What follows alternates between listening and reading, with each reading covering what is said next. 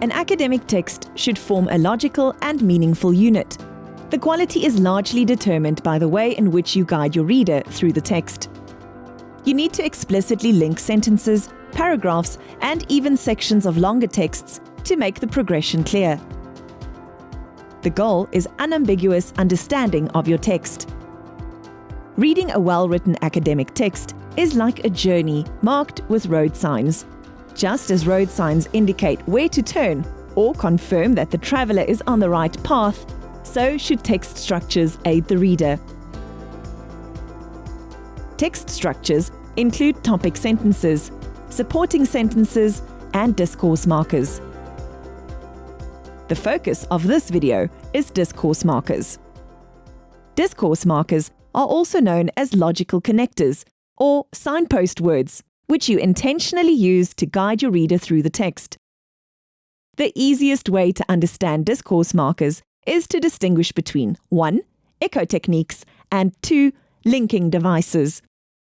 An echo technique is when a writer reinforces an idea by using words that echo that idea. Synonyms, antonyms, and word repetition, for example, can be used as an echo technique. A linking device typically signals the relationship between sentences or paragraphs.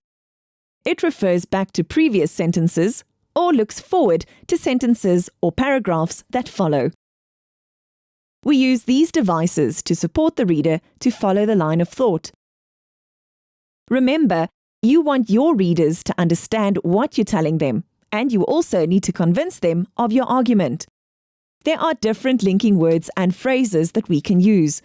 It all depends on the relationship you wish to establish between sentences or different parts of a text. If you, for example, want to indicate a sequence of events, you will use linking words such as firstly, secondly, and thirdly.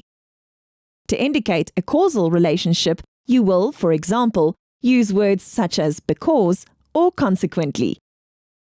To compare and contrast events, you will use words such as whereas, in contrast, and however. Refer to the handouts for a comprehensive and user-friendly resource. Now that you understand what discourse markers are, it's time to see these and other text structures in action. Let's use Lindy's paragraph as an example. In her first sentence, Lindy introduces the overall topic of her paragraph. This is why it is called a topic sentence. She also uses a reference to support the claim she makes. Here Lindy adds a linking word, which tells us to pay attention. Since it is also the first word of the sentence, its placement adds extra emphasis to the importance of the information she's about to give. By adding this phrase, Lindy validates the topic. Now we know that the information is relevant because it comes specifically from the field of brain research. Lindy is very specific in her writing. By being so specific, she creates credibility. This means her readers will tend to trust what she says, since she's not making suspiciously vague statements. Here Lindy uses another linking word. It is called a referential pronoun. By doing this, she avoids unnecessary repetition, and we understand that she is still discussing and interpreting the study she cited. By using this linking word, Lindy tells her readers to pay attention, because she will provide reasons why the major finding of the study is so important. Both is another linking word.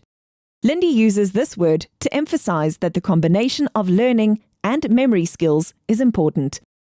Lindy uses this linking device to clarify matters, so as to ensure we know exactly how the information in the previous 2 sentences is applicable to the topic of the paragraph. Now she explains to her readers exactly how the research she mentioned is applicable to the topic of her paragraph. This is very important because you have to prove to your reader that you're not just parroting information.